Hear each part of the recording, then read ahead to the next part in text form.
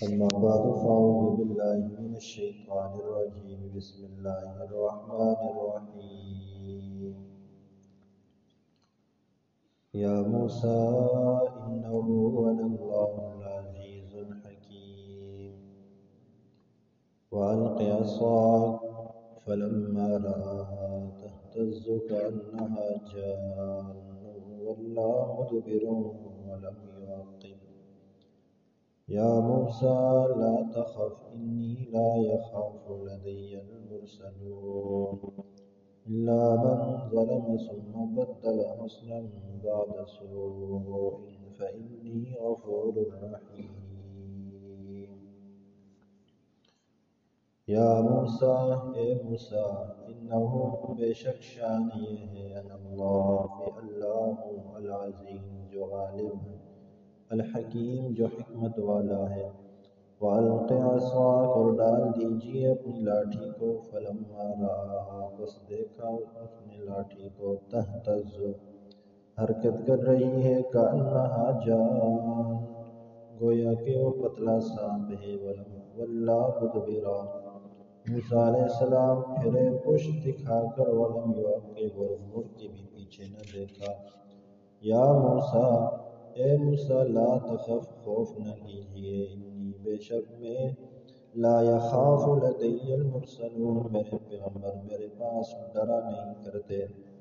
الا من ظلم مگر وہ جس نے ظلم کیا ثم بدل حسنا پھر بدل دیا اس کو نیکی کے ساتھ بعد سوء برائی کے بعد فإنی غفور رحیم پس بے شک میں بخشنے والا مہربان ہوں حضرت موسیٰ علیہ السلام کا کچھ واقعہ کل بیان ہوا کہ جب آپ مصر سے واپس مصر جا رہے تھے مدین سے واپس آ رہے تھے تو رستہ کھو گیا پہاڑی پر اوپر آگ جلتی ہوئی نظر آئی تو وہاں قریب گئے تو وہاں سے آواز آ گئی کہ موسیٰ یہ عام آگ نہیں ہے جسے تو آگ سمجھ گیا ہے یہ نور باری تعالیٰ کے نور کی تجلیات ہیں اب اللہ تبارک و تعالیٰ وہاں سے اپنے کلیم کے ساتھ خطاب فرما رہے ہیں یا موسیٰ اے موسیٰ انہو انا اللہ بے شک شان یہ ہے کہ جہاں جس کی آواز تجھے آ رہی ہے جو ہستی تجھ سے کلام کر رہی ہے وہ میں اللہ ہوں العزیز جو غالب ہے الحکیم جو حکمتوں والا ہے اللہ رب العزت نے یہاں پر موسیٰ علیہ السلام پر یہ بات واضح فرما دی تاکہ کسی کے ذہن میں یہ مغالطہ نہ رہے کہ گفتگو کون کر رہا ہے کوئی فرشتہ بول رہا ہے کوئی جن بول رہا ہے تو اللہ نے اس بات کو واضح کر دیا کہ کلام میں خود کر رہا ہوں میں موسیٰ تیرے ساتھ تو اللہ تبارک و تعالیٰ نے پھر موسیٰ علیہ السلام سے وہ کلام کرتے ہوئے حکم دیا کہ آپ اپنی جو آپ کے ہاتھ میں لاٹھی ہے جس کا تفصیلی ذکر سورہ طٰہٰ میں گزر چکا ہے موسیٰ علیہ السلام اس سے پتے جاڑا کرتے تھے بکریوں کے لیے سہارا لگا کے کھڑے ہو جاتے اور بھی کئی کام لیتے تھے اس لاٹھی سے وہ لاٹھی ہمیشہ ان کے پاس ہوتی تھی تو اللہ تبارک و تعالیٰ نے حکم دیا وَأَلْقِ عَصَاكَ کہ موسیٰ اپنی لاٹھی کو زمین پر ڈال دیجیے یہ پہلی بار نبوت مل رہی ہے تو یہ معجزہ دیا جا رہا ہے موسیٰ علیہ السلام نے وہ لاٹھی زمین پر پھینکی فلما رآہا تہتز موسیٰ علیہ السلام دیکھ رہے ہیں کہ وہ لاٹھی حرکت کر رہی ہے کأنہا جان جیسا کہ وہ پتلا سانپ ہوتا ہے اور سورہ طٰہٰ میں آپ پڑھیں کیا ہے فائدہ یہ حیۃ تسعیٰ بس اچانک وہ لاٹھی سانپ بن کر دوڑنے لگی جب سانپ بن کے دوڑنے لگی تو وَلَّا مُدْبِرًا موسیٰ علیہ السلام پشت دکھا کر پیٹھ پھیر کر بھاگے وَلَمْ يُعَقِّبْ اور پیچھے مڑ کے بھی نہ دیکھا موسیٰ علیہ السلام کے ذہن میں یہ بات تھی کہ سانپ ہے تو سانپ موذی چیز ہے تو نقصان دے گا کسی بھی موذی چیز سے نقصان دہ چیز سے بھاگنا اور اس سے اپنی جان بچانا یہ ایمان کے خلاف نہیں ہے طبعی خوف ہے یہ خوف ہر ایک کو ہو سکتا ہے سامنے شیر آ جائے چیتا آ جائے سانپ آ جائے کوئی بھی ایسی نقصان دہ چیز آ جائے جو انسان کو نقصان دے سکتی ہو تکلیف دے سکتی ہو تو اس سے بھاگ کر اس سے الگ ہو کر اپنی جان بچانا یہ ضروری ہے یہ ایمان کے خلاف نہیں ہے یہ خوف ایمان کے خلاف نہیں ہے کیونکہ ان چیزوں کا کام تو ڈسنا ہوتا ہے۔ حدیث پاک میں آتا ہے حضور علیہ السلام ایک سفر پر تھے، ایک جگہ پر بڑی نرم و ملائم گھاس تھی، تو آپ علیہ السلام نے فرمایا کہ یہاں پہ چادر ڈال دو، میں آرام کرتا ہوں۔ اس گھاس پر جب چادر ڈالی اور حضور علیہ السلام آرام فرما ہوئے تو ایک بچھو نے آ کے حضور علیہ السلام کو ڈنگ مار دیا۔ ابو داؤد شریف کی روایت ہے۔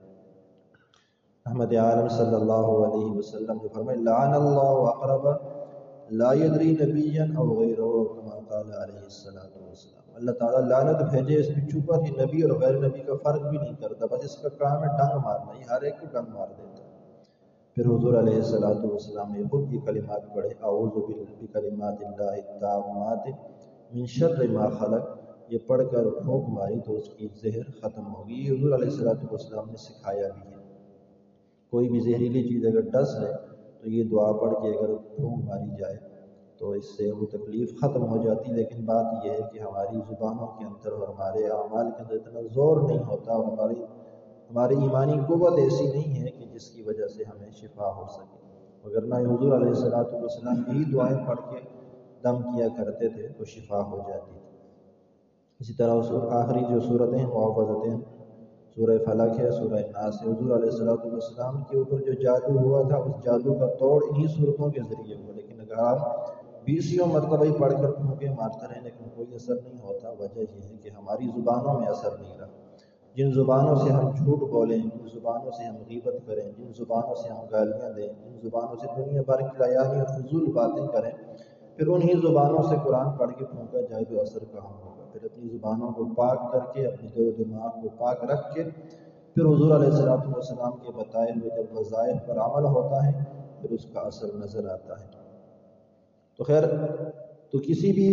مضی چیز سے، نقصان دہ چیز سے اپنے آپ کو بچانا یہ طبعی خوف ہے، یہ ایمان کے خلاف نہیں ہے۔ تو اللہ تبارک و تعالیٰ نے فرمایا موسیٰ لا تخف،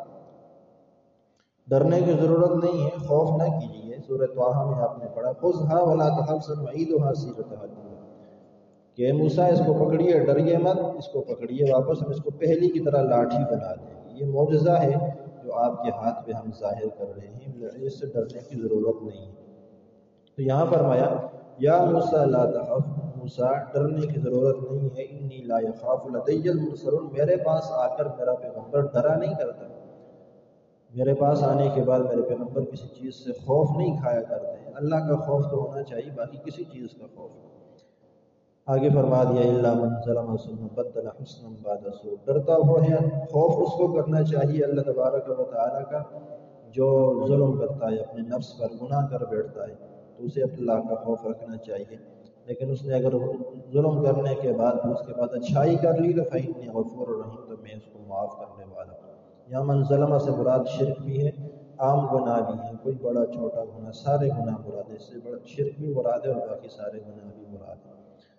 ایک بات اور آخری بات یہاں پر کہ یہاں پر لفظ آیا ہے جان کا،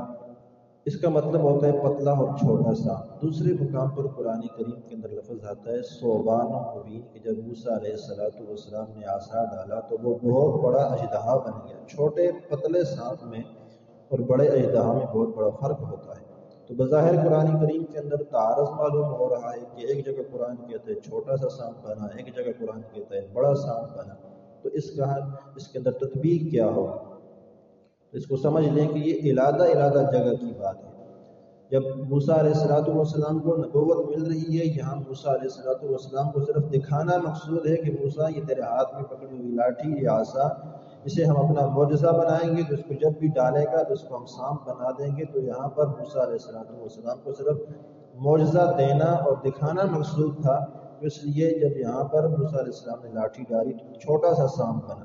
اور جب فرعون کے دربار میں جا کر موسیٰ علیہ السلام نے اسی لاٹھی کو ڈالا تو وہ ثعبان مبین اژدہا بن گیا، وہاں فرعون کو ڈرانا مقصود تھا۔ تو الگ الگ جگہ تھی، کوئی تعارض یہاں پر نہیں ہوتا۔ باقی بات انشاءاللہ